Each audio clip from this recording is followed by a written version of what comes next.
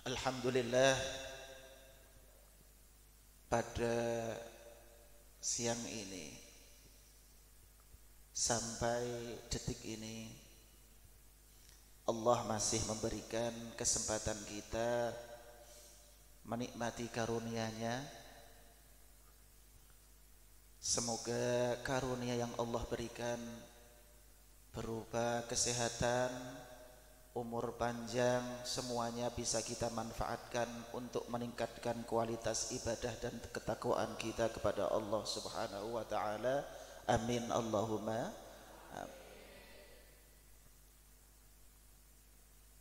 Salawat telah kita senandungkan hari ini mulai pagi, dan saya yakin tidak hanya ini saja. Seluruh kaum muslimin pastilah sangat sering membaca salawat Nabi. Dan pada tanggal 12 Rabiul Awal ini kemudian kita semua di berbagai belahan dunia termasuk di pondok kita bisa kita resepsikan dalam bentuk acara yang sangat sederhana ini. Walaupun sederhana, semoga kita benar-benar yaumal qiyamah saged nyambung kalih Kanjeng Nabi. Amin Allahumma. Karena memang yaumal qiyamah kullu sababin wa nasabin munqati'un illa sababi wa nasabi, kata Rasulullah. Jadi sing nyambung ning dina kiamat itu ndak bisa segala manusia. Untuk bisa sambung kalih Kanjeng Nabi Muhammad sallallahu alaihi wasallam, bisa selamat di sana kecuali sababi wa nasabi. Dua kelompok ini yang akan selamat yaitu keturunanku, nasabi, wasababi, dan sababku. Kalau kita ingin nyambung atas nama nasab jelas nggak bisa. Ketoro irungnya tesek-tesek. Kalau Habib Husain jelas adalah nasabu Rasulillah sallallahu alaihi wasallam. Kalau kita mau nyambung pada yang Nabi secara nasab tidak bisa, kita pingin nyambung kepada Rasulullah dengan jalur sabab, yaitu nderekake nopo ingkang dados tindak lapipun Kanjeng Nabi, termasuk yang kita laksanakan menghafal Al-Qur'an. Itu juga dalam rangka agar kita bisa nyambung kepada Rasulullah melalui jalur sabab. Dan semoga kita bisa. Amin Allahumma amin. Termasuk kita sering-sering membaca sholawat, juga ingin nyambung kepada Rasulullah dari jalur sabab. Kerinduan kita kepada Rasulullah, semoga Rasulullah pun merindukan kita. Amin Allahumma. Berbicara masalah kerinduan, sedikit cerita yang nanti akan dilihat gambarnya. Sampun disiapkan ya. Ini cerita sebuah kerinduan. Diputar nanti kalau saya Cerita ini adalah kerinduan seorang thalibul ilm berasal dari negara Yaman yang mendapatkan kesempatan untuk thalabul ilmi ke negara Jerman. Jerman beneran, bukan jejer kauman. Nah. Mendapatkan kesempatan beasiswa kedokteran. Semoga nanti kawan-kawan menawan juga termasuk. Amin. Berapa tahun kedokteran biasanya? 6 tahun. Kalau jurusan-jurusan yang lain rata-rata cuman 4 tahun. Kalau kedokteran itu paling cepat 6 tahun. Karena saudara kita yang dari Yaman ini berangkat ke Jerman bukan karena kemampuan finansial, tapi keberhasilan menembus seleksi beasiswa, maka berangkat ke Jerman selama 6 tahun tidak pernah pulang. Subhanallah. Kalian berapa hari baru di pondok setelah corona? Agustus, September, Oktober, 3 bulan. Sudah geger. Ini 6 tahun tidak pernah pulang. Karena kebetulan beasiswa yang didapatkan tuh beasiswa untuk biaya kuliah dan untuk hidup secukupnya. Tidak ada tambahan tiket pulang tiap tahunnya, tidak ada. Belajar gratis, makan gratis, tapi tidak ada tiket pulang tiap liburan.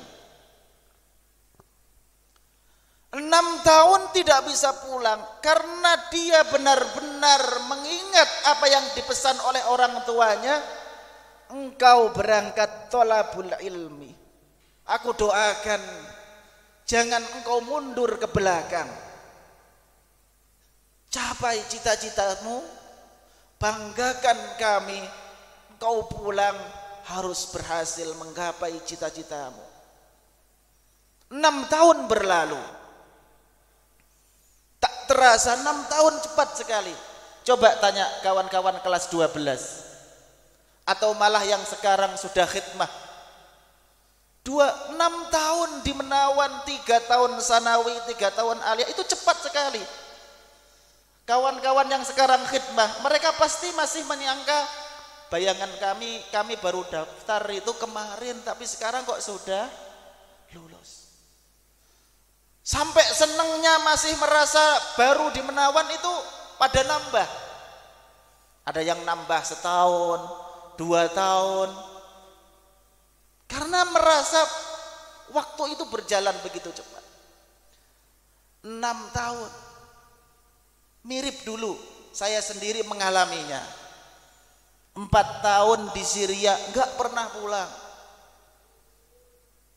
Lulus malah dikasih oret-oretan sama Pak Rektor di Syria. Jangan pulang ya, lanjut ke Tripoli. Ini tiketnya. Pak Rektor, saya kangen orang tua. Udah, nanti juga diizinkan. Kamu biasanya kalau nelpon orang tuamu berapa minggu sekali? Kalian berapa minggu sekali?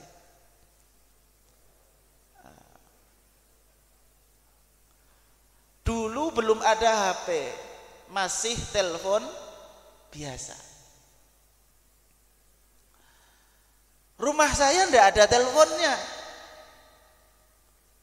Jadi kalau mau nelpon tuh janjian dulu.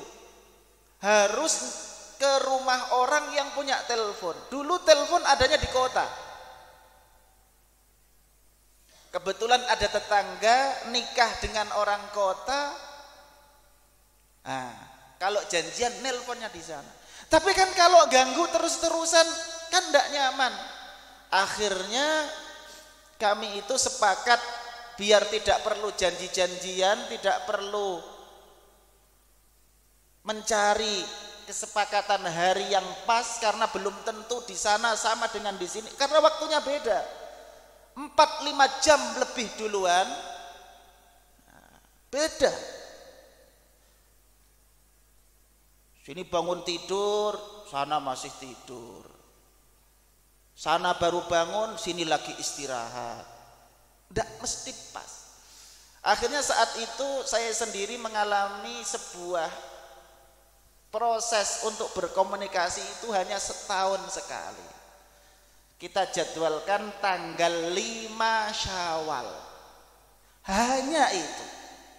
Berani kalian hanya nelpon orang tua 5 Syawal. Setahun sekali. Jadi karena meminta bantuan tetangga juga enggak enak kalau terus-terusan. Jadi setahun saja orang tua saya sekaligus untuk berhalal bihalal, sekaligus menunggu telepon dari anaknya yang ada di Syria. Jadi kalau saya di Syria 4 tahun, berarti berapa kali nelpon? Cuman 4 kali.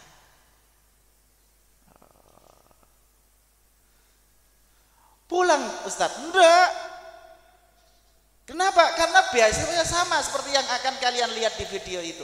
Jadi hanya beasiswa berbentuk beasiswa gratis pelajaran, gratis perkuliahan, gratis makan. Tidak ada tiket pulang kata liburan. Lah karena kalau liburan tidak bisa pulang, bisa dimanfaatkan untuk ngaji, cari sanad Al-Quran, cari sanad hadis dan lain sebagainya. Nah, kawan kita yang dari Yaman ini bukan hanya 4 tahun karena jurusannya kedokteran, 6 tahun. Dan dengan niat yang kuat, semangat dari orang tua, doanya selalu untuk anaknya lulus dengan predikat terbaik. Alhamdulillah, mengalahkan orang Jerman sendiri. Akhirnya dalam wisuda itu dia kemudian dipanggil ke depan dan mendapatkan surprise. Surprise pertama, tiket pulang. Surprise kedua, kita lihat di video, silakan.